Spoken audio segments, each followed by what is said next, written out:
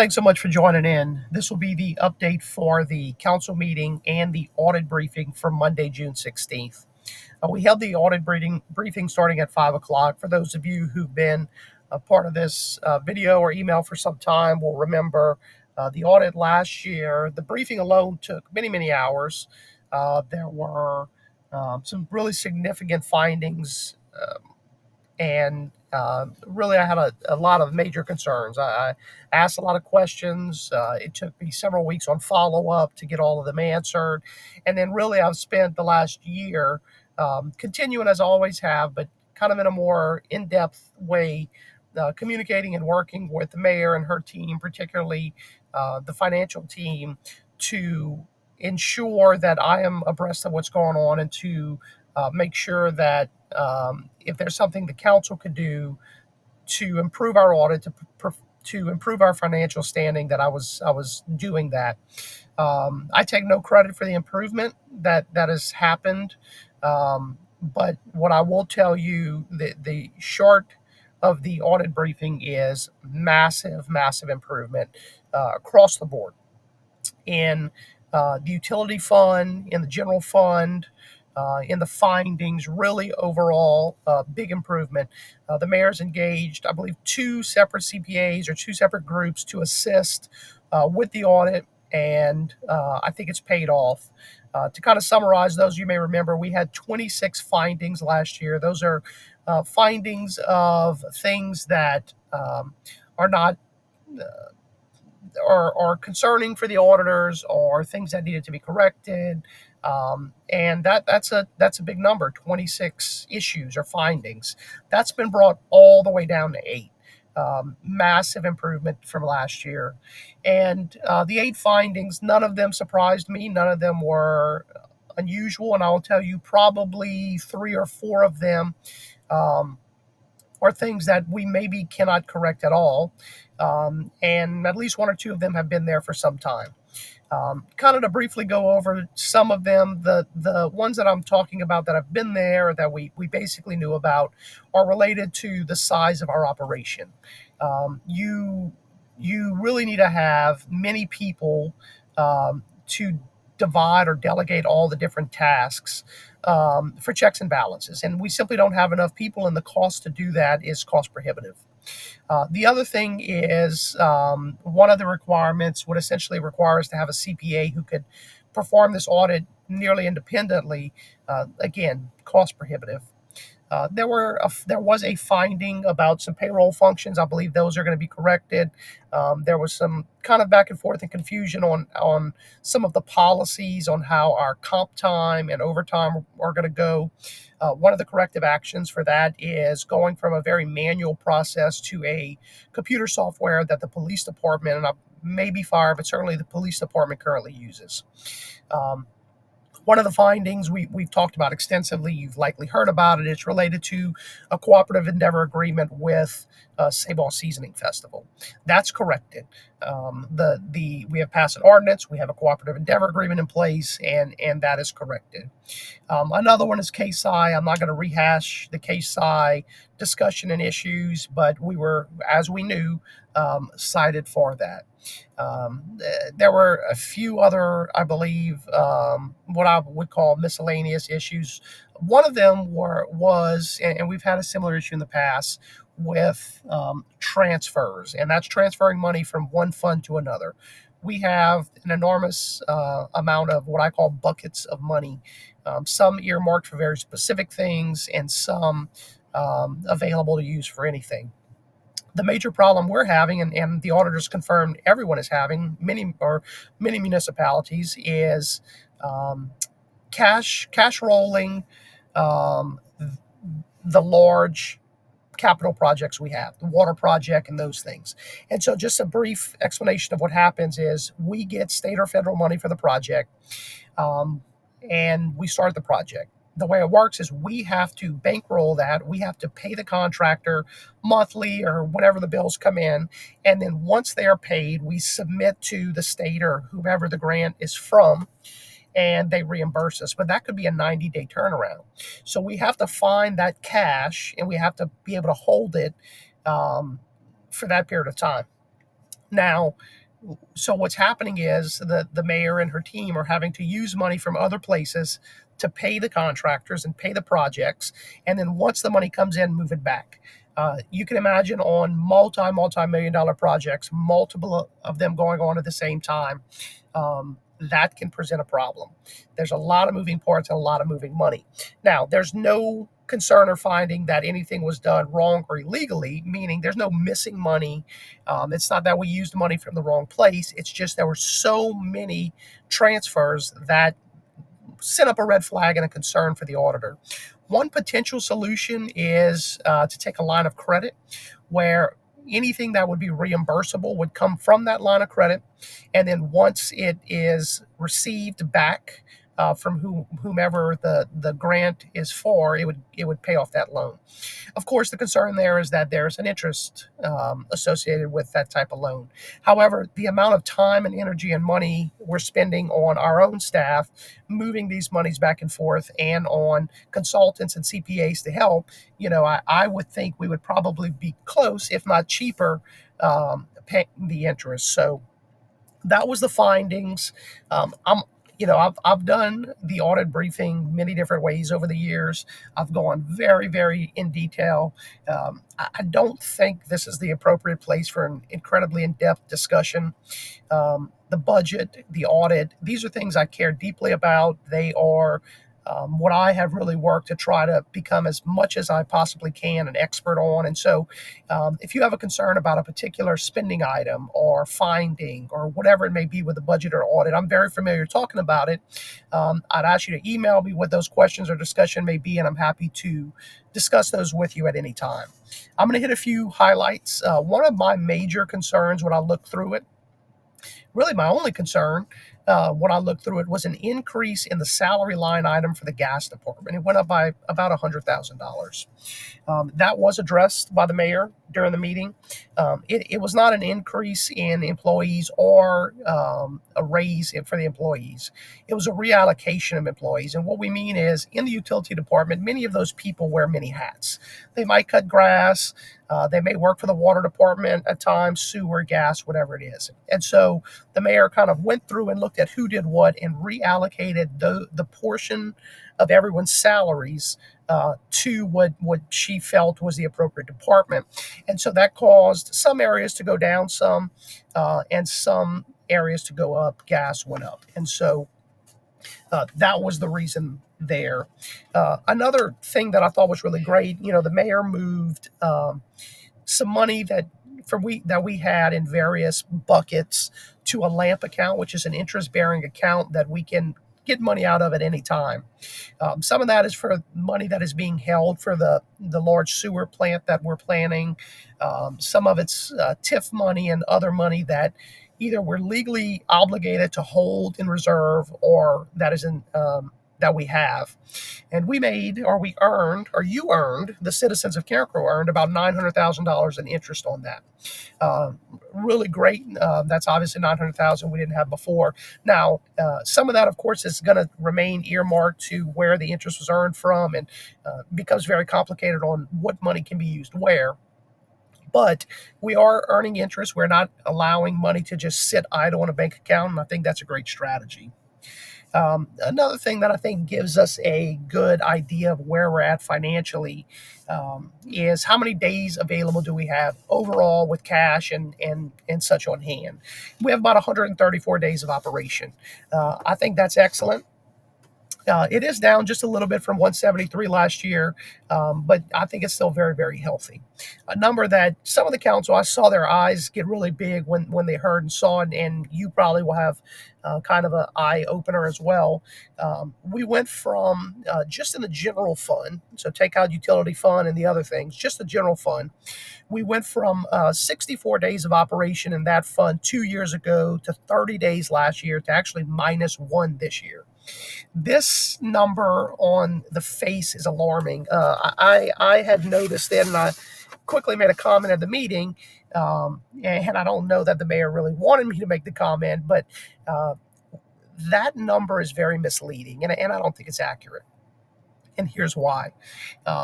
Rather than move large sums of money into the general account to buffer up that number, the mayor has chosen to leave those dollars in the buckets that they come in. So in that tax fund or in that account. And so those accounts, if you look at them across the board individually, those numbers are really higher than they were 1 and 2 years ago. But because of that, it makes the general fund look very weak. The money's available. We don't really have minus 1 day of operations. We have more than that. But part of the reason the mayor's strategy for that, wanting to hold the money where they are, is that we have a massive sewer project coming up. She wants to make sure we have funds, and so we don't want to arbitrarily move money to the general fund just to prop it up. Um, so I've got no problem with that. That's her strategy. I don't know if I would do it or not. There's nothing wrong with it other than it makes the auditors tell us we have minus 1 day in operation. So overall, really, really good year. The utility fund, I think, did excellent. Certainly we know and we feel in our own homes that we went up on the water rates, and I can feel that in my home budget. But what I will tell you is that we did that while also cutting costs. Like your household budget, you can increase how much you make, or you can cut how much you spend, or you can do some of both, and we did both. I think we did not do this only on the backs of the citizens. I think the mayor and her team did an excellent job of cutting some of those costs to balance everything. What will happen this coming year with the utility rates, I don't know yet. I can tell you I expect no increase in water. I really don't think we're going to have an increase in sewer, but that'll be close. Gas is a bit questionable on the rates there, and trash may go up just a hair, maybe $1 per customer per month, or maybe $2. Again, that's going to be up to the mayor to decide. But we were a little short in garbage, and that is really just the cost that we pass on to the customers. It's something we don't make money on, but we have lost money in garbage year over year. So that's a quick overview of the budget audit. Again, in summary, it was really, really good. But if you have a question, whether it's a general question about how much cash do we have, how much do we owe in bonds, what was the bottom line, that sort of thing, please email me. I'm happy to answer it. But I don't want to get too much into the weeds with numbers in this more general email.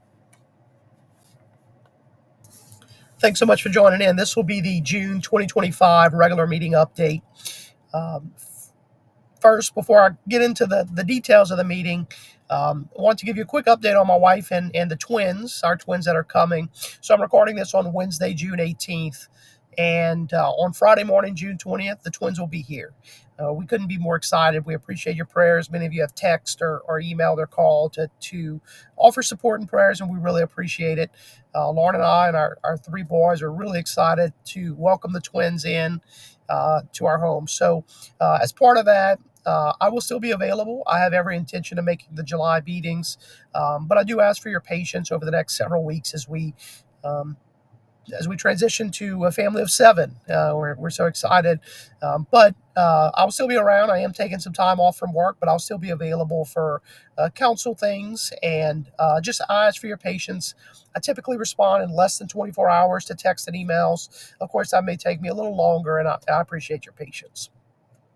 So we'll get right into it. We did have some announcements to talk about. The first one is there's a new notification system for Lafayette. If you look on the back of your next water bill or on the social media pages of Carencro, you'll see how to opt in. Many things will be available, whether they're weather-related, road closures, power outages, Mardi Gras, whatever significant events impact you will be notified however you choose, and you can opt in or opt out of various different options. So consider doing that to stay abreast of what's going on. The mayor did talk about hurricane preparation. She recognized Chief David Anderson. He and his team are always kind of on the front lines of ensuring that we're ready, preparation, planning. And, that planning, she talked a bit about the winter storm of this past year and how that planning, even though it was for hurricanes, paid off, and we really did well compared to other municipalities and in general. So hurricane prep is ongoing. Please know that they are meeting regularly, and we are getting prepared. Really excited. June 28th at Pelican Park, there will be the Independence Day celebration. That is June 28th, Pelican Park, free. Doors open at 7. There'll be a ribbon cutting at 7:30. There will be at 8 o'clock the Pledge of Allegiance led by some locals. There will be some young entrepreneurs, some kid entrepreneurs who have made things that'll be there to sell. There'll be a band and then the fireworks at 10. So please come out. It's a great free event. This is something, the type of thing that I hear continuously in town is we need more things for families and we need more things for everybody. And so this is a free event. Please consider coming out. Another thing is as summers come around, and especially with the freeze we had earlier this year, there are more and more branches and debris being put in the road for Pelican to pick up. Pelican will pick them up. They usually pass once a week on Fridays, typically with the bucket truck. Oftentimes, when there's not a whole lot to pick up, they're a little more lenient and pick up things that are maybe a little too big or a little too small. But the branches need to be cut to 4 feet.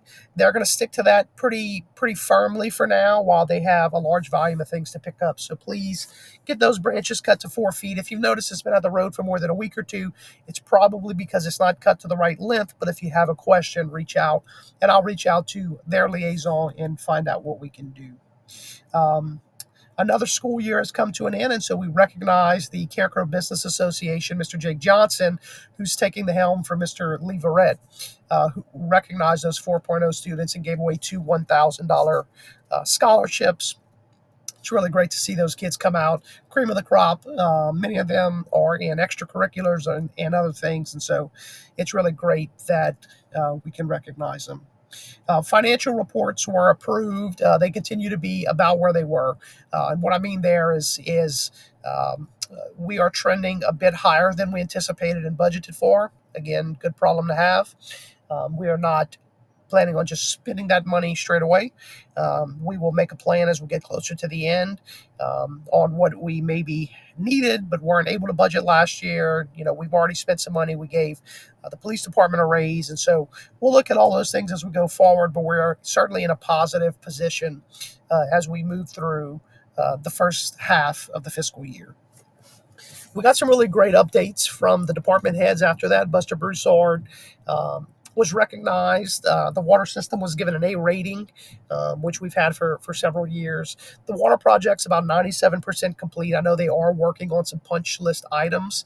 I saw them complete one that I had worked on with a resident. There's one or two more that I know of, but they're working through those and they're continuing to put in the last few items that need to be done.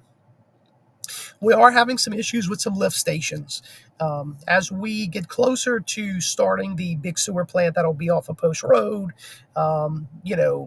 we are trying to make do with what we have and not need major overhauls of the lift stations. That is going to take some work, and Buster Broussard and his team are working hard to make do with what we have for now. The Pelican Park Sewer Project, which is providing sewer to the North 40 acres, or the North 40 area, and the Macro-D stage area, is moving along well. And in fact, that project came in under budget, which is always a good thing. We did hear from Mr. Seth Darbone, who is a gas and street supervisor. My yard, the grass is very, very long. It tends to stay wet, and many areas in the city are the same way. They're also down a tractor. However, they are working. I did see the tractors out, the lawn mower contractor along Veterans cutting the areas they could today. They're aware of the roundabout and the other areas. They're working to get those cut. We've had rain every day for some time, so please be patient with them. They are aware that the grass is long. They are trying to get to that. The other thing is the lights at the interstate. Some of them have been, the bulbs have been replaced or fixed. However, they do have to get their trucks into the median to do the work. And again, with the rain, they cannot get their trucks into some areas. So that is taking a little bit longer than expected. but that is happening. Ditch digging, they've dug 1,000+ feet, if I understood correctly, of ditches in the last month or two. However, again, ditches that are holding water make it difficult. They can't dig there. So they are trying to clear and dig ditches where they can. We got some good updates from the Parks Department. So Carencro Park has some upgrades that are happening. The dugouts, I got some pictures of that. They look really great. Concession stand is being worked on, and then the restrooms as well. That's a direct response to concerns we heard from you, from the public. Um, there's always something in a town, just like in your house, that needs to be fixed or upgraded or done, and it's good and nice to hear from the public. That is a large part of how we decide where do we need to go next. When you have a long list of things, kind of knowing what the people need most is important. So the mayor and her team and the council have heard you on issues at Carencro Park, and they are happening. Lots happening at the sports complex. The concession stand at Pelican Park is moving forward. They're hoping to get that going soon. They're working 7 days a week. Um, Chief David Anderson had some updates. As we get into summer every year, we start seeing what I call kid crimes. There's nothing really kid about them. Car burglaries, those kind of things, of kids being out late. And the chief, stated, and I fully support him, that if they have a underage person out past curfew, 2 in the morning, they are going to make contact with those parents, and those parents will likely be held accountable for that. And we have to do a better job as a community and as parents, ensuring that our kids are where they should be at the time they should be there. And so the chief is working hard on those teenage type kid crimes that are happening over the summer. Chief David Mouton with the fire department gave us an update on some things. Keep an eye out on their social media. We have had some fires recently, and I had gotten a question about what's going on, why are there so many fires. He gave an update on them, and they really were not related. There was kind of a freak thing. Which happens, they may go a month or two without a real structure fire, and then they might have 4 in a month, which is sort of what happens. So we did hear from Andy Sellers. I feel like we keep getting bad news about the turning lane that is going to be coming in front of Walk-Ons, which is near Batteries Plus and Wingstop. The newest thing is that we knew there were utilities in the ground. Andy had told me that sometime back. I was hopeful that the owner of those utilities would be required to move those utilities. However, it looks like we may be on the hook for those. So they are looking at the design of that turning lane to try to get some of the drainage and other things under the actual turning lane, to try to stay as close to the road as possible so that we don't have to move many or any utilities. I did talk to him briefly after the meeting as well, and I'm going to continue to push, and as is he, to try to get those owners of those utilities to pay for the movement of them. We then moved on to resolutions. We had 3 of them. The first one is something we do every single year. It approved the mayor to serve on as the director to the board of the Louisiana Local Government Environmental Facilities and Community Development Authority. This is a state organized agency that the mayors of the municipality sit on for various things. The mayor is always appointed. It is a standard thing that we do every year, and this was approved unanimously. The next thing allowed her, and again, this is fairly standard, the Metropolitan Planning Organization, you may have heard me call it the MPO over time. It's an organization that increases our buying power. Most of the metropolitan areas, Baton Rouge, Alexandria, Lake Charles, probably Lake Charles, many others, have this, and both the state and the federal government really likes to see that there's a regional plan, whether that's drainage or roads. Those are the 2 big things that they work on. They make sure that we're not working in silos. So Carencro doesn't build a road that stops somewhere and then the city of Lafayette has some other plan. It tries to organize the multiple parishes that are a part of it, and then it helps us get funding. And so again, the states and the federal government really like when we're working together, everybody's on the same team. It increases our ability to get money for projects. So that was approved. The last one was a water betterment agreement. Talked about this many, many times on these videos, but a water betterment agreement is, in this case, and what typically happens is a development is happening and we need water or sewer or whatever the case is, increased capacity in that area. And so, for an example, perhaps the developer needs to put in a half-inch water line throughout his development, and a supply line there. And we need a 1 inch or a 2 inch to really increase our services in that area. Well, while that developer already has backhoes and excavators and people, we will pay the difference in the supplies to go from that half-inch to a 2 inch. So it's really no additional cost to the developer. It typically gives them better services to the lots that they're going to sell, and it helps us get better services to that area. So it's a win-win. And so that's going to happen on the Jackson Sound subdivision. We passed that unanimously.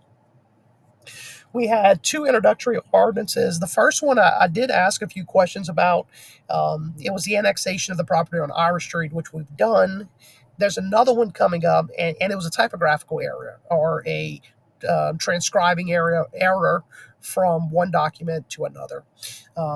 Not really sure. I try to dig down. I mean, lots of people have their hands on it, from LCG employees to our attorney to the engineers to the planning department, and it sounds like it was sort of like the fires we had, kind of a freak thing that we had two of these within a month.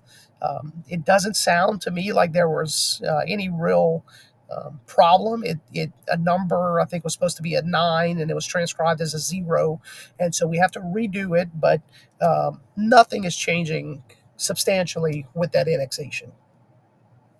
The next one, again, as a direct response to requests we've had from the public, it is an ordinance that will require a traffic impact analysis. We have some documents that'll go out to developers, and it's a standardized form so that we can look at and figure out what is happening to traffic with development. And I think it's a plus. Those traffic impact analysis, they may be small, they may be large. It'll depend on various factors, particularly how big the development is. And then we'll use those to determine what's the next step.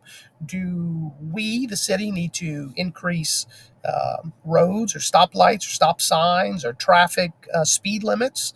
Or does the developer need to do something? Do they need to pay to have some other thing put in to help with the traffic? So in the past, it was kind of a case-by-case basis, and that's not fair because it picks winners and losers, and I don't like picking winners and losers. I don't like anybody to feel like they're being picked on, and I don't want anybody to be picked as a favorite.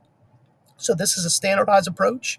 If you are coming to Character to develop something, you will fill out the form, you will abide by the steps, and you will move forward. So I think that was an overall positive. We then moved on. We had two final ordinances for adoption. The first one was what I mentioned before. It was the annexation of Moss Street, typographical error, passed unanimously. The second was for Slimco. It named them again as, it gave them the authority to operate as one of our two electric providers in the city of Carencro, the other being Entergy. Their contract will come up, I believe, in less than 10 years, 5 to 8 years. And so we'll address that one when it comes up. The mayor and I have been pretty open, and others have, about really looking at that contract and trying to decide, is continuing with two providers, Entergy and Slimco, is that our best option? And if not, how do we move forward? More to come on that. That'll be down the road, but we did approve Slimco to continue services in Carencro. Next, we moved to some discussion items. The first one was we approved the audit report. Again, that was talked about at the beginning of this. I won't rehash the audit. The next one we do every single year. The state of Louisiana requires us to have an official journal.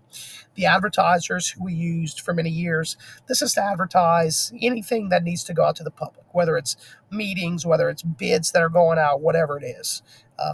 I called it a scam in the meeting, and I think it is a scam. I think the print journal people have lobbied to have this, and I think that it's incredible that in 2025 we're still required to put into a print newspaper um, the advertisements. I think there's a better option.